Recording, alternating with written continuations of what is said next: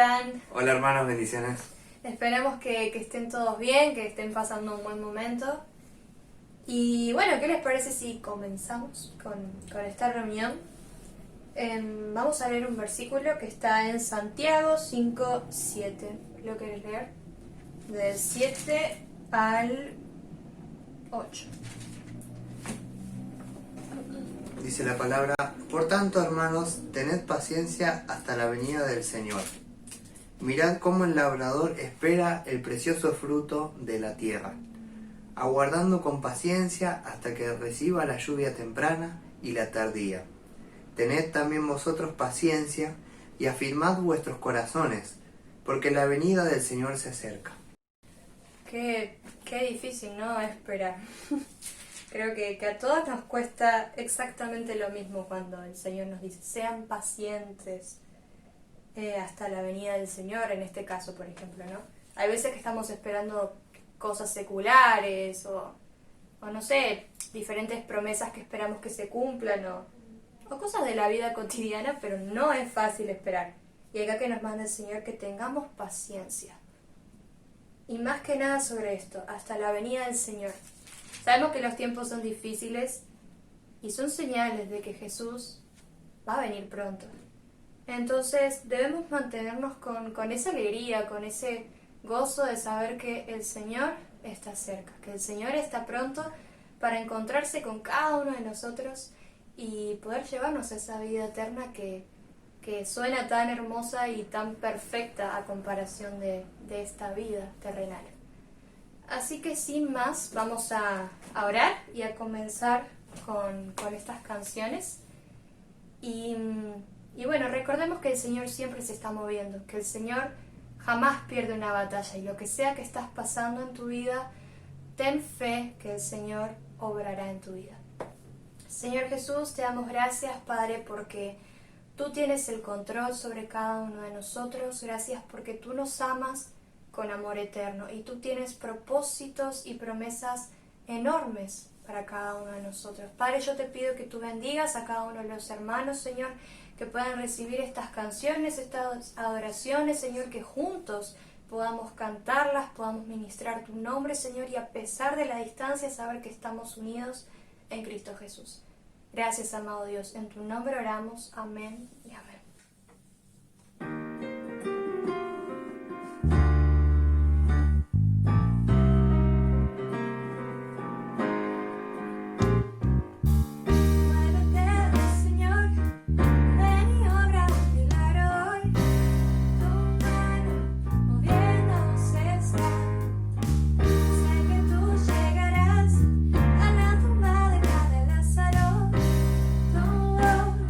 Llamándome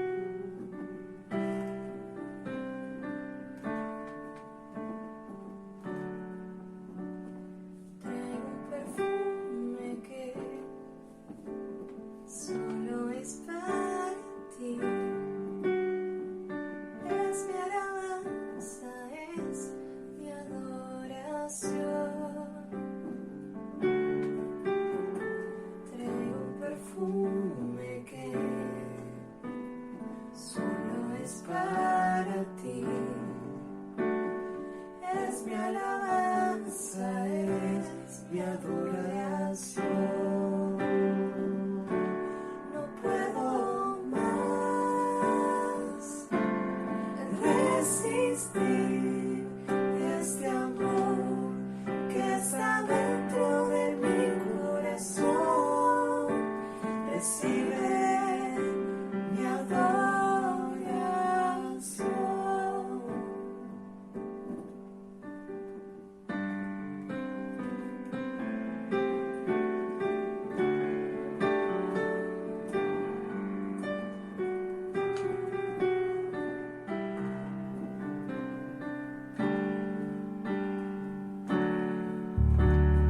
Traigo un perfume que solo es para ti. Es mi alabanza, es mi adoración a Jesús. Traigo un perfume que solo es para ti. Es mi alabanza, es mi adoración. No puedo más resistir este amor que está dentro de mi corazón. Recibe mi adoración. No puedo más resistir este amor que está dentro de mi corazón. Recibe mi adoración.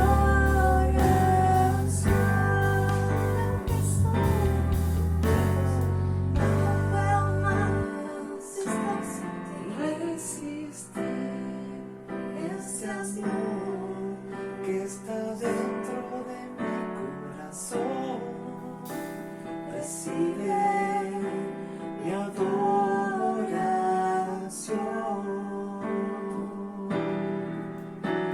Recibe mi adoración.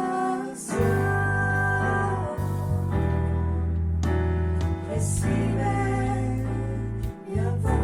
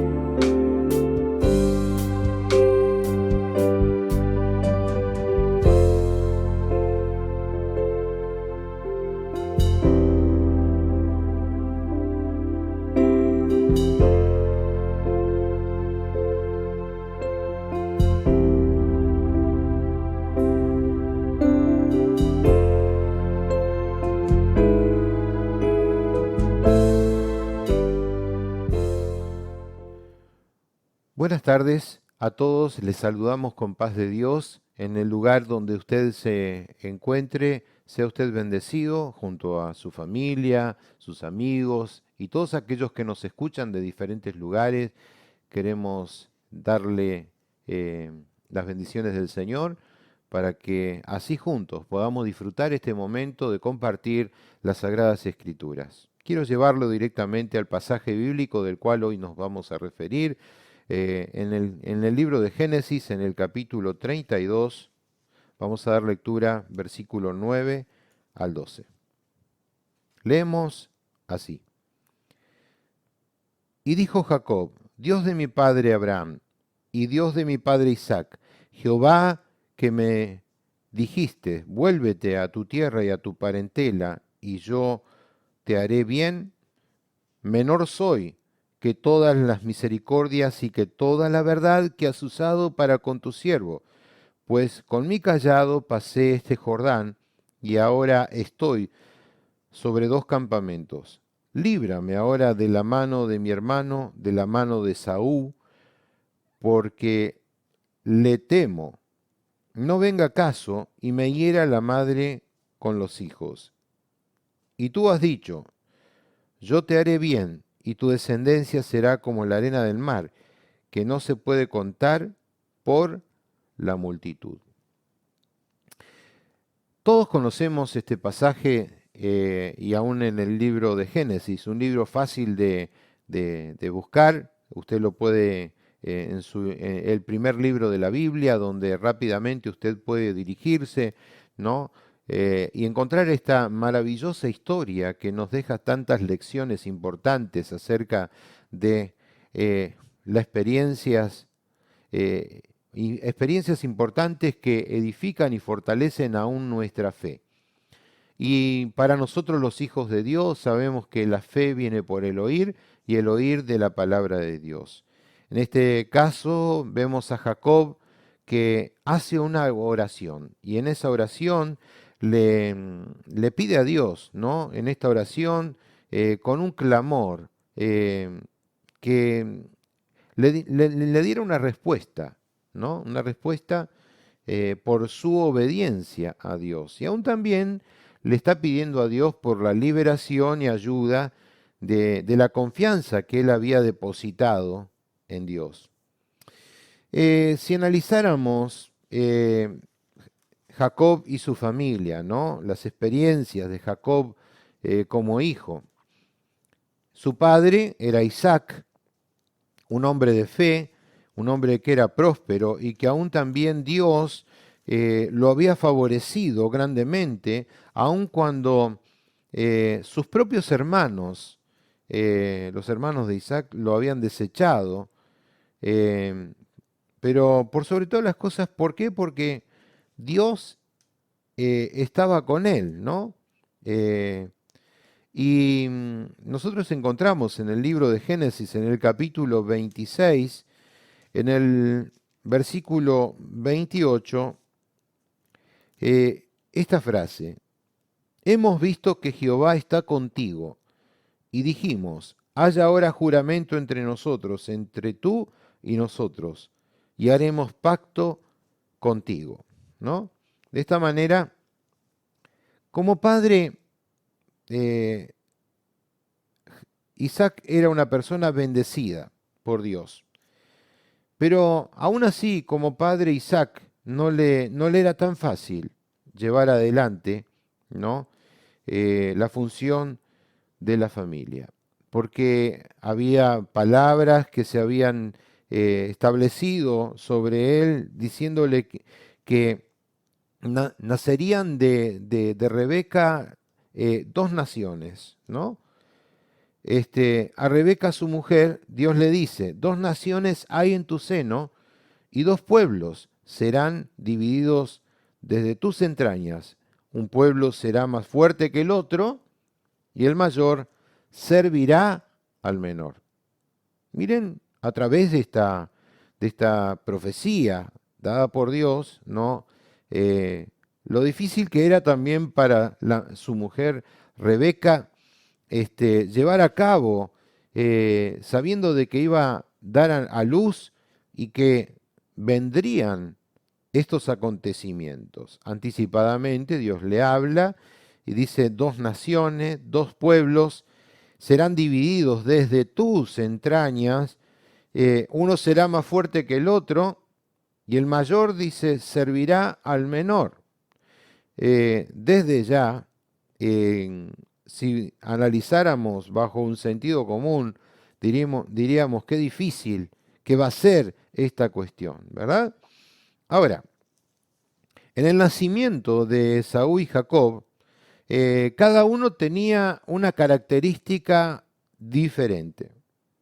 Esaú dice que era diestro en la caza y era un hombre de campo, ¿verdad? Jacob, a diferencia, era quieto, habitaba en tiendas, ¿no? Esaú era el primogénito y amado por Isaac. Jacob, el cómplice de su madre. Y aún también considerado el usurpador, ¿no? Desde el mismo nacimiento marcan dos instancias diferentes y aún características completamente adversas, difíciles de sobrellevar, ¿no? Pero había una bendición que había sido establecida, que era la bendición del Padre, ¿no? En Génesis capítulo 27, del 27 al 9, ahí encontramos la bendición que Jacob daba. Dice: y Jacob se acercó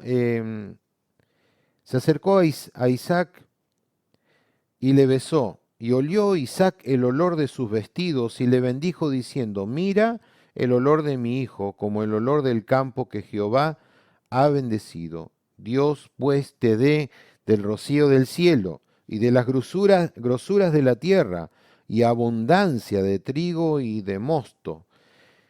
Versículo 29. Sírvante pueblos y naciones se inclinen a ti, sé Señor de tus hermanos, y se inclinen a ti los hijos de tu madre. ¿Qué comprendía la bendición del padre Isaac? O sea, el destino de dos naciones estaba en juego. Y la importancia de la bendición era cumplir con el mandato de Dios. Para ser fructificado, para ser multiplicado, ¿no? Hasta llegar a ser multitud de pueblos como había sido prometido.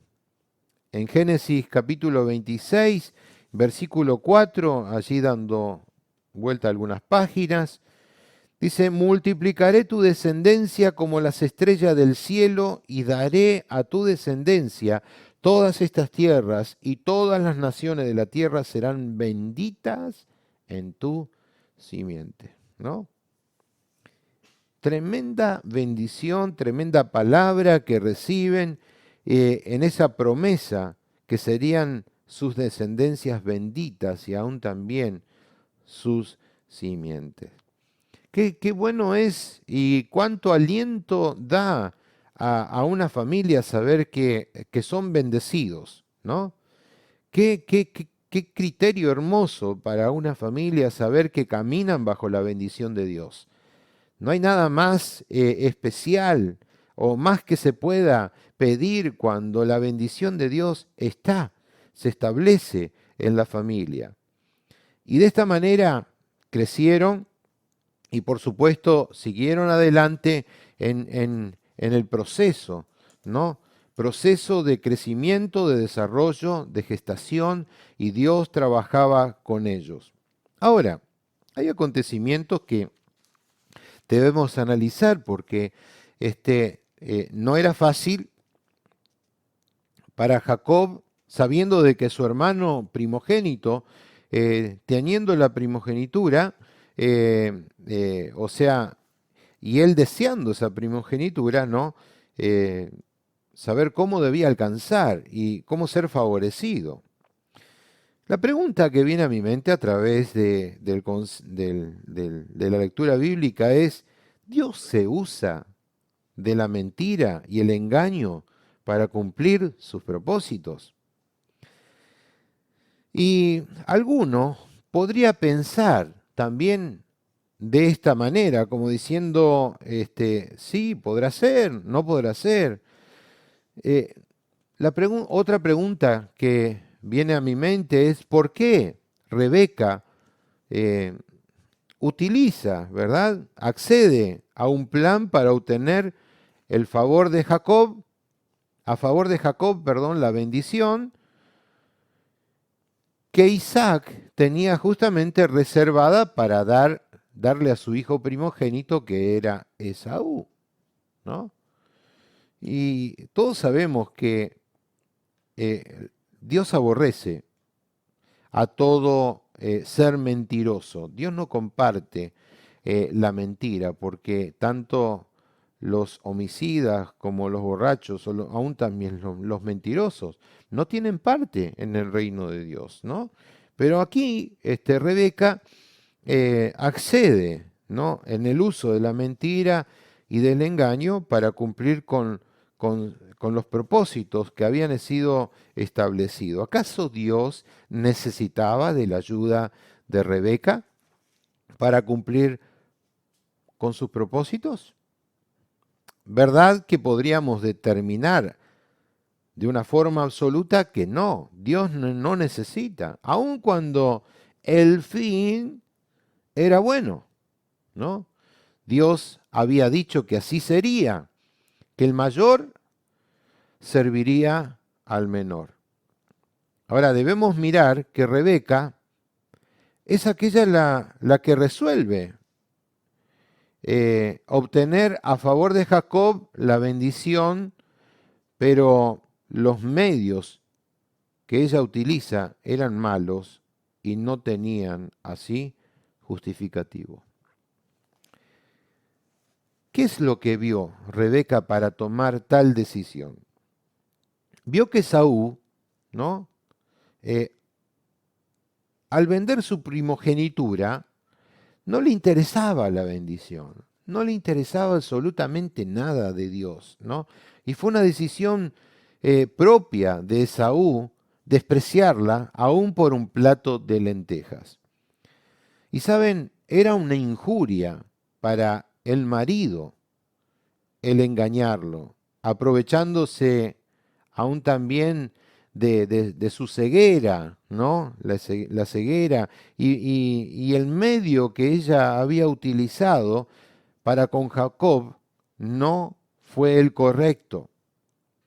Miren qué ejemplo que le daba a sus hijos, ¿no?, acerca de enseñarle a engañar, ¿no?, de esta manera.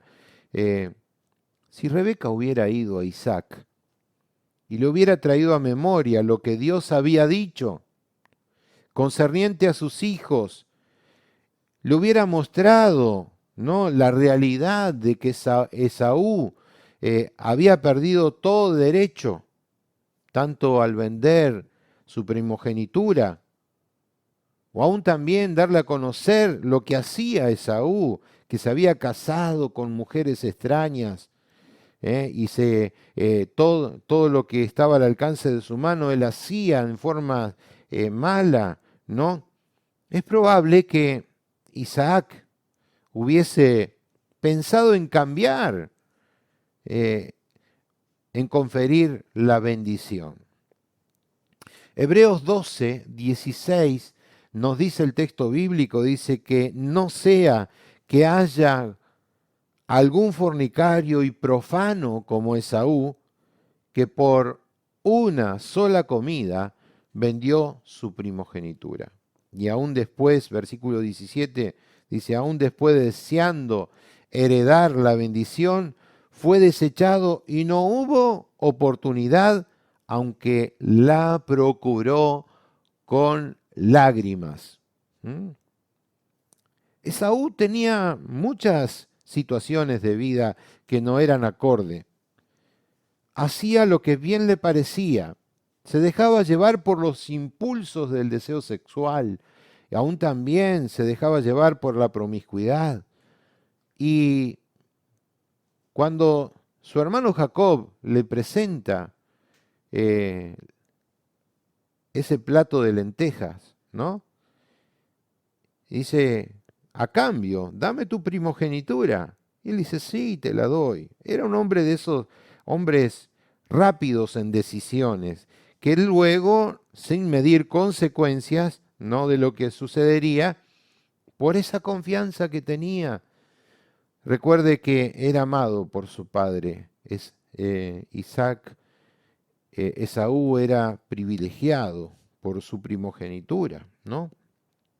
Pero Dios tenía propósitos.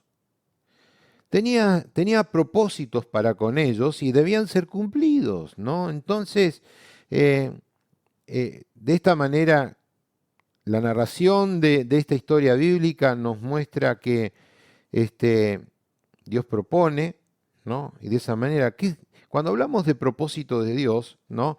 O sea, entendemos que son propuestas de una idea que se ofrece. Una propuesta es una idea que se nos ofrece para un fin determinado, ¿no? Y en este caso había un juramento.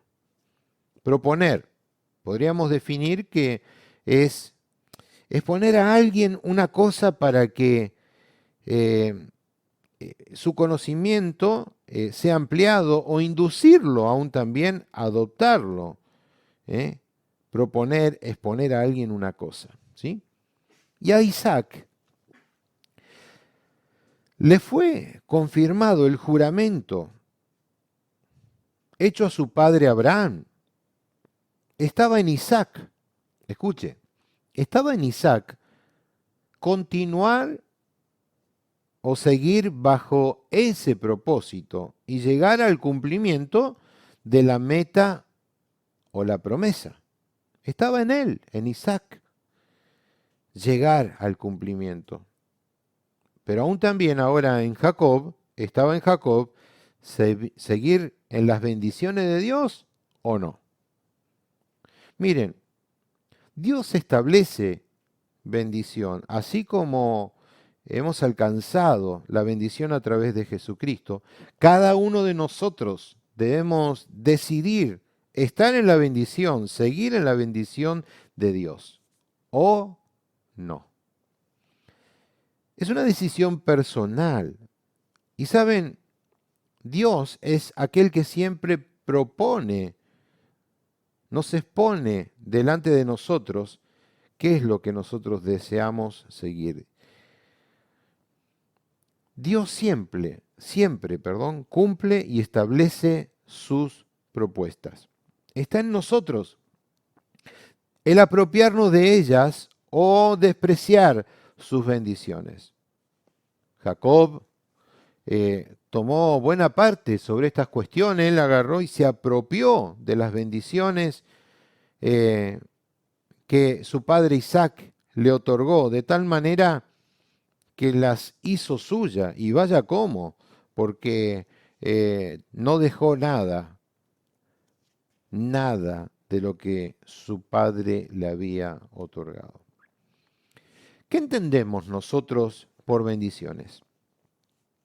Hay muchas personas en este tiempo que dicen que ser bendecidos es tener el éxito, que ser bendecidos es alcanzar lo que se propusieron, ¿no? Que tengas una casa, una hermosa casa, que tengas un auto, que tengas lujo, que tenga amor, paz y felicidad, ¿no? Que tengas mucho dinero para poder gastar. Una casa en varias partes del mundo, un yate o tantas otras cosas que se consideran éxito y aún también para muchos bendiciones, ¿no? Algunos aún también atestiguan que, claro que sí, ¿por qué no? Dice, ¿por qué como creyentes o como hijos de Dios no podemos tener si Dios es dueño de todo el oro y de toda la plata? Yo puedo ser aún también un portentado, un rico. Gloria a Dios por aquellos que Dios bendice y y puedo testiguar de muchas personas que son bendecidas realmente por Dios en abundancia, en riquezas, en prosperidad, así como lo era Abraham, así como dijimos como lo era Isaac, que eran personas prósperas, abundantes, ¿no? Algunos se van al otro extremo, dicen, no, yo tengo que ser bendecido porque soy el hijo del rey, ¿no? Y buscan de esa manera, y saben, se transforman muchos, algo que los lleva al punto de ser orgullosos, ¿no? Y aún también vanagloriosos. El extremo, todos los extremos son malos, conocemos acerca de esto. ¿Por qué? Porque miden las bendiciones por lo que tienen o por lo que amontonan, ¿no? Cuando debemos tener una definición clara acerca de lo que es la bendición. La bendición. La bendición es algo que, una virtud que Dios nos otorga para que nosotros podamos ser dichosos, para que podamos ser felices, ¿no? Y que nos sea beneficioso y eficaz en lo que nosotros determinamos, ¿no? Una bendición es para una persona que anhela formar una familia y encuentra en Dios esa bendición de ser alcanzado y compartir su vida con quien será su futura esposa. Una bendición es una esposa o un esposo que honra a Dios en toda su virtud y juntos pueden alcanzar, madurar y ser felices en Dios. Una bendición es cuando estás centrado en hacer lo que no solo te gusta, sino que es acompañado y te hace dichoso, ¿no? No tenés tristeza, no tenés amargura. Vendrán las tristezas, las amarguras, pero con Dios sabés que Dios es aquel que te acompaña en los momentos de dificultad, ¿no?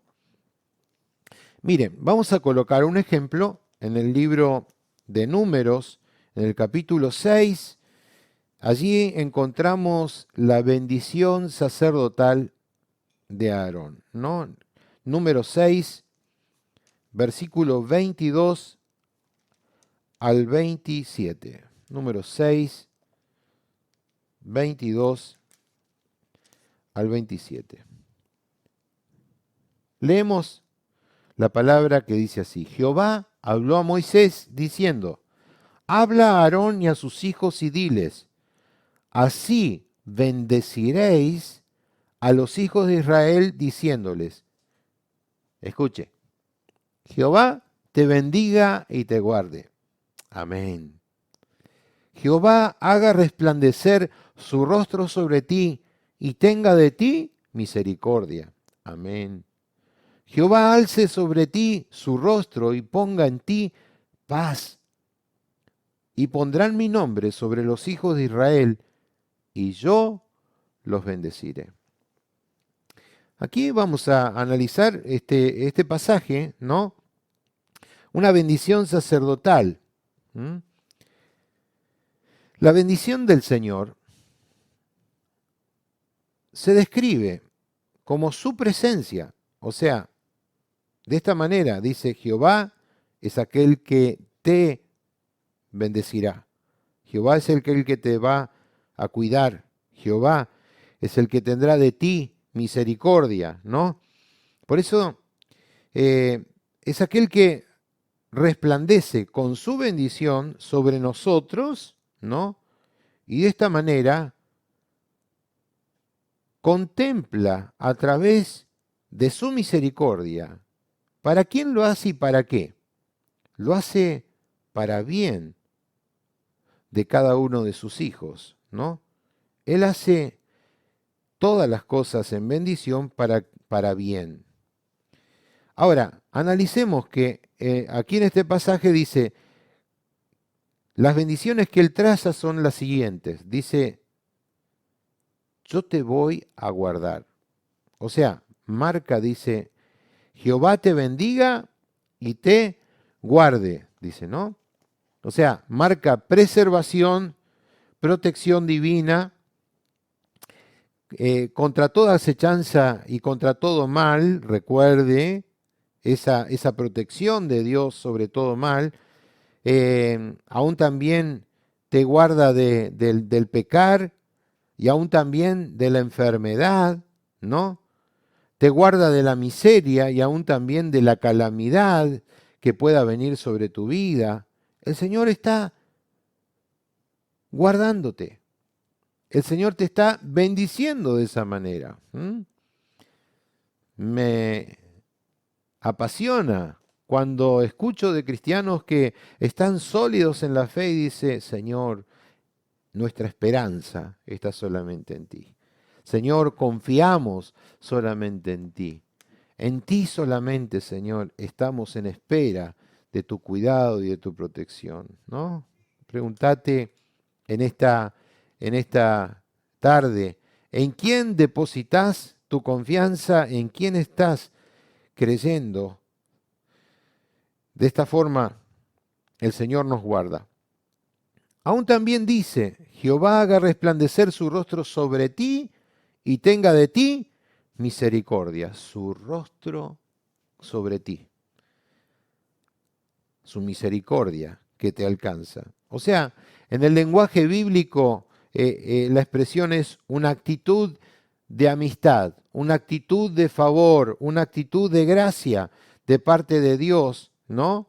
De bondad para con nosotros, para como persona o aún también como para una nación, para los pueblos. Y de esta manera se establece la bendición. Y el tercer punto, ¿no?, de esta bendición sacerdotal dice, Jehová alce sobre ti tu rostro y ponga en ti paz. Da a entender, en esta tercera parte, cómo un padre que mira a su hijo pequeñito, ¿no? Y ese niño que se gira, se da vuelta y le sonríe a su papá y a su mamá, lleno de cariño, pero así el afecto del padre hacia el hijo o a ese niño es un afecto de cariño, de afecto, de contención, ¿no? Dice, él gira su rostro, ¿no? Y transmite esa paz. Así, de esa forma, con esa expresión de amor, con esa expresión de cariño, es como Dios, ¿no?, establece esa bendición, ¿no? Y saben, entre estas tres opciones o propuestas, ¿no?, es un cúmulo de toda la totalidad de las bendiciones que nos vienen a nosotros de nuestro Padre Celestial. Dios obra de esa manera con nosotros. Nos guarda, extiende su misericordia sobre nosotros, pero aún establece su paz sobre nuestras vidas. Recuerde, Dios nos guarda, ¿no? Dice, Él guardará en perfecta paz aquel cuyo pensamiento en ti persevera. También dice, Dios tiene misericordia, extiende su misericordia al aquel que en Él espera. También dice, en muchos textos de la Biblia dice, Dios dará paz, descanso, significa, ¿no?, al que de sincero corazón le busca. Y aquí se muestra el pensamiento y el corazón de Dios. Jeremías, en el capítulo 29, del versículo 11 al 13, nosotros leemos que dice, yo sé los pensamientos que tengo acerca de vosotros. Dice, son pensamientos de paz y no de mal, para darles el fin que esperan. Entonces me invocarán y vendrán y orarán a mí y yo los oiré. Me buscarán y me hallarán porque me han buscado de todo corazón. Estos son los pensamientos de Dios hacia nosotros. Son pensamientos de paz y no de mal. Alabamos a Dios por esta gran misericordia y esta gratitud que Dios tiene para con nosotros, su fidelidad y sus conceptos de paz para cada uno. Grande es el favor de Dios para nuestras vidas. Volviendo al pasaje de Génesis, Jacob, ante la propuesta de Dios, él debe pasar por un proceso, ¿no? Génesis 32, vamos a leer del 1 al 11. Dice Génesis 32, 1 al 11. Jacob siguió su camino y le salieron al encuentro ángeles de Dios.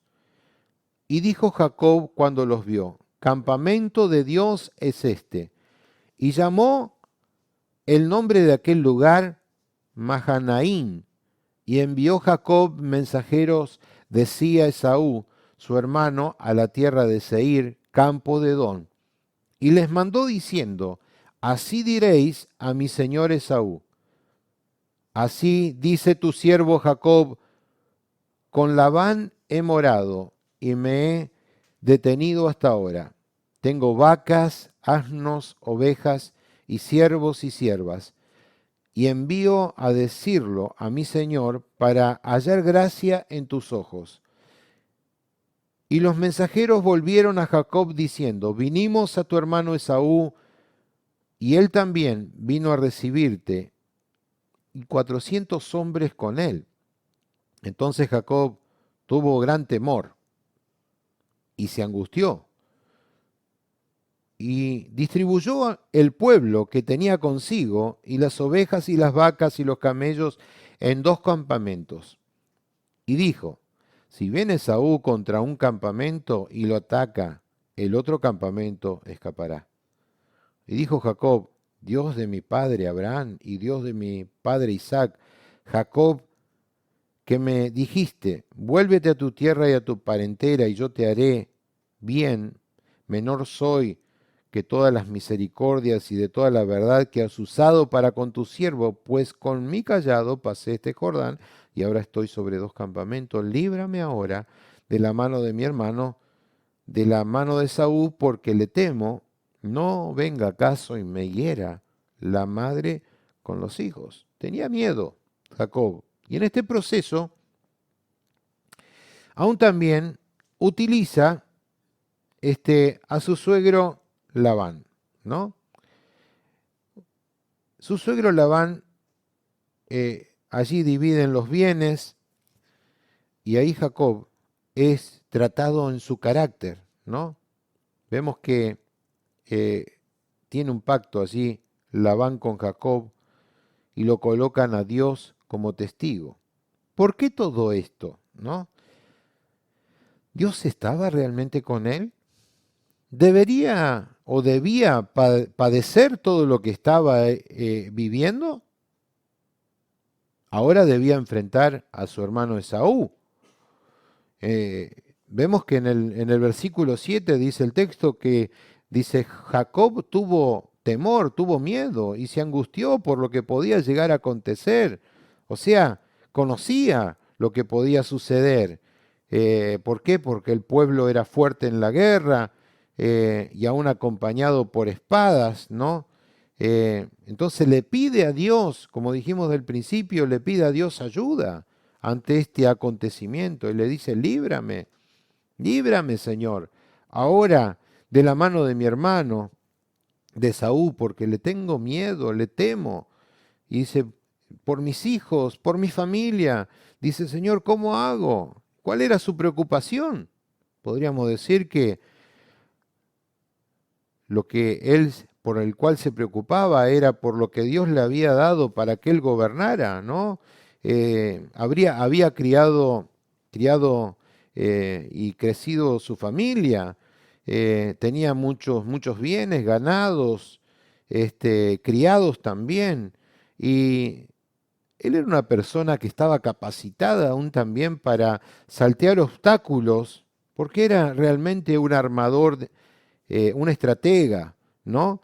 Era excelente en lo que él proponía, y podríamos decir una persona que se movía en su ambiente, ¿no? Tenía cintura en lo que hacía para muchas cosas, pero ahora se encontraba ante un callejón sin salida. ¿Te has encontrado alguna vez en situaciones difíciles que no sabes cómo desenvolverte o qué hacer ante tal o cual situación y has recurrido al último recurso que es Dios? Allí para decirle, Señor, ayúdame, líbrame, Señor. Así nos acordamos que tenemos un Dios. Pero saben, así somos nosotros, ¿no? Porque pensamos que tenemos todo resuelto. Pensamos que humanamente podemos alcanzar a superarnos sin la necesidad de la bendición de Dios o la ayuda que Dios nos puede proponer o que siempre estuvo dispuesta a nuestro alcance. Preparamos estrategias lógicas que para nosotros pueden ser muy buenas en los momentos difíciles y decimos aún para nosotros mismos, me irá bien, ¿cuál es el problema? No, pero hacelo, determinate solamente, ¿no? Hacelo, igual de alguna forma va a salir, ¿no? Va a salir. Miren, el libro de Santiago, en el capítulo 4, nos enseña una cosa muy importante. Santiago capítulo 4, versículo 13 al 17. Dice así, vamos ahora a lo que decís, hoy y mañana iremos a tal ciudad, y estaremos allá un año, y traficaremos y ganaremos, cuanto ustedes no saben lo que será mañana. ¿Sabe usted lo que es su mañana? Porque, ¿qué es nuestra vida? Ciertamente es neblina que se aparece por un poco de tiempo y luego se desvanece. En lugar en lo cual ustedes deberían decir, si el Señor quiere, viviremos o haremos esto o aquello. Pero ahora ustedes se jactan en vuestras soberbias. Toda jactancia semejante es mala, y el que sabe hacer lo bueno y no lo hace, le es pecado. ¿Sabía Jacob hacer lo bueno?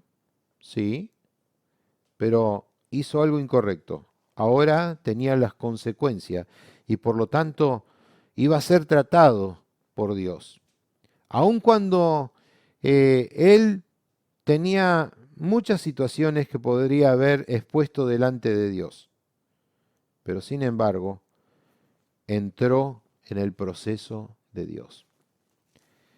Entra en este proceso y saben, allí, entre todo este proceso, Dios se presenta, ¿no?, a Jacob en el vado de Jacob y muy de mañana, dice el texto, para poder presentar, él se presenta ante Dios con todos sus temores en oración.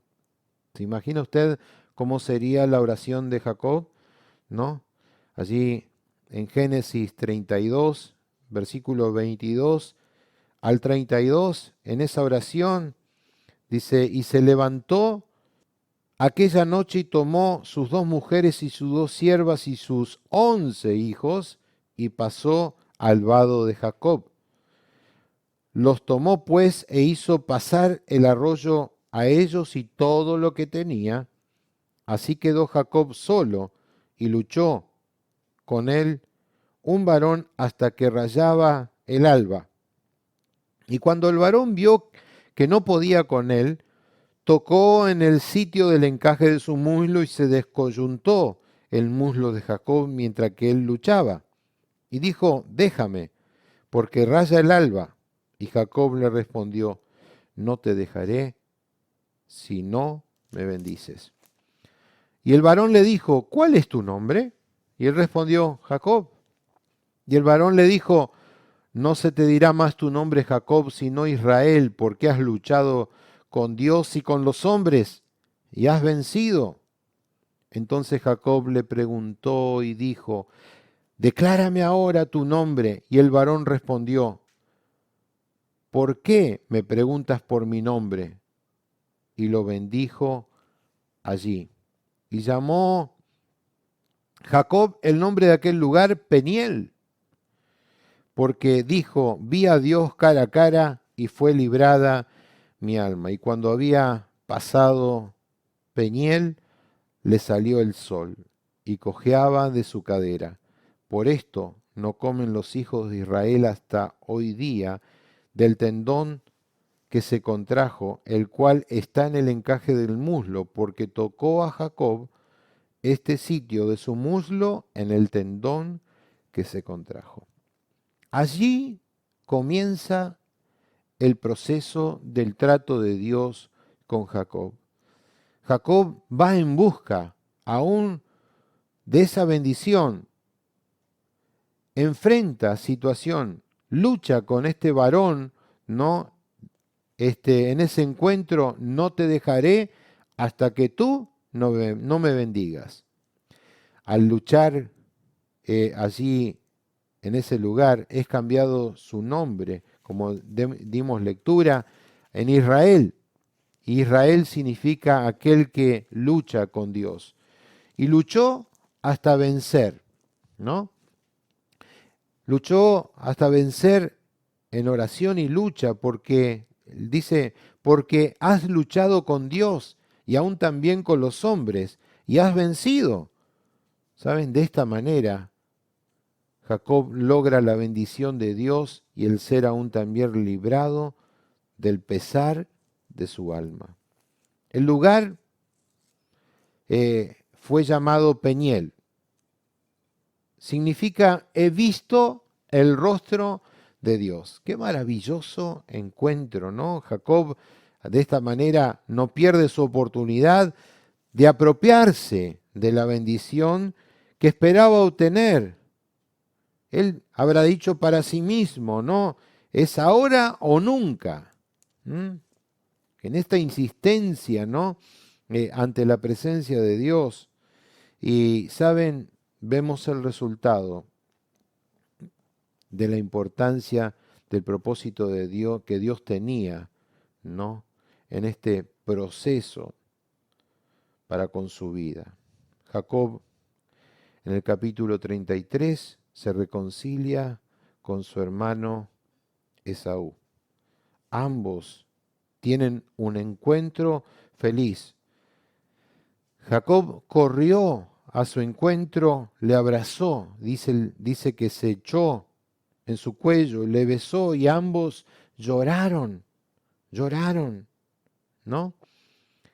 Ningún temor de lo que había acontecido en su mente y aún en preparativo en su estrategia de qué iba a acontecer con su hermano, aconteció. Más bien, Dios libró de esa carga, de esa aflicción de su corazón, y ambos se abrazaron. Hubo reconciliación. Pero Jacob tuvo que pasar por ese Peniel para que su nombre sea cambiado. ¿Saben? Todos hemos tenido que pasar en algún momento por ese lugar de encuentro para con Dios. ¿Recuerda usted cuando pasó en ese lugar donde usted estuvo luchando para consigo mismo y para con Dios? ¿Recuerda usted el momento cuando fue cambiado su nombre? Jacob ahora era Israel, porque dijo para sí mismo, en este lugar he visto a Dios, el lugar del rostro de Dios. ¿Está usted aún quizás luchando con esos conflictos de la vida que no sabe cómo resolver y todavía tiene cosas pendientes? donde no le ha entregado a Dios su corazón para que Él pueda hacer de usted, así como Jacob, un corazón de bendición, una vida honrada por Dios. Si usted desea esa bendición, luche para con Dios. Busque a Dios, no se detenga. En esa expresión, Jacob dijo, no te dejaré hasta que tú no me bendigas. Luchó con el ángel. No te dejaré, Señor, hasta que tú no me bendigas. Señor, necesito tu bendición. Quiero establecerme bajo tu bendición. Mis errores son muchos, mis faltas. Señor, he cometido tanto, tanto mal. Si buscas del Señor y luchas hasta vencer, el Señor será y se coronará en tu vida, y en esa bendición verás la gloria de Dios. Considera, mi amado en Cristo, hoy las cosas que Dios ha hecho en ti. Considéralas y dale gloria a Dios. Dale gloria, honra, majestad. Jacob levantó un altar. Y en ese altar, ¿saben cómo lo llamó? En el capítulo 33, para finalizar, en el versículo 20, él levantó un altar y dice, y erigió allí un altar y lo llamó el Elohe Israel. ¿Qué significa? Significa Dios es Dios de Israel. Él estaba diciendo, Dios es mi Dios. La confianza que él ahora tenía era diferente antes de haber tenido su encuentro con Dios. Que puedas decir en tu corazón, Dios es el Dios de Israel, que Dios es mi Dios en el cual confío, único Dios verdadero, que ha traído bendición para mi vida. Si tú en esta tarde estás luchando contigo mismo, entrega tu corazón al Señor para que puedas entender que a través de tu posición Dios quiere bendecirte. Dios quiere en ese proceso que alcances lo eterno, lo sublime, lo perfecto. Todos aquellos que hemos experimentado podemos atestiguar que esa protección de Dios, ese cuidado que Dios tiene, esa guarda, ese cuidado que Él tiene con paz para con nosotros, ¿no? Esa misericordia que extiende para con cada uno, y esa paz que da el Señor es una paz que nadie te podrá dar. Confía en Dios. Inclina tu rostro donde estás y puedes decirle, Señor, me rindo hoy ante tus pies. Señor, perdona mis acciones que son incorrectas. Ayúdame a poder, Señor, confiar en tu palabra, confiar en tus promesas. Señor, atesoro en mí esta palabra para que, Señor, si tú estás tratando mi vida en este proceso, que pueda verte como el Dios de Israel. Te alabo, Señor. Te bendigo, te honro y te doy toda la gloria, todo el honor por los siglos de los siglos. Amén y amén. El Señor les bendiga, el Señor les guarde, el Señor haga resplandecer sobre ustedes su rostro. En el nombre de Jesús oramos.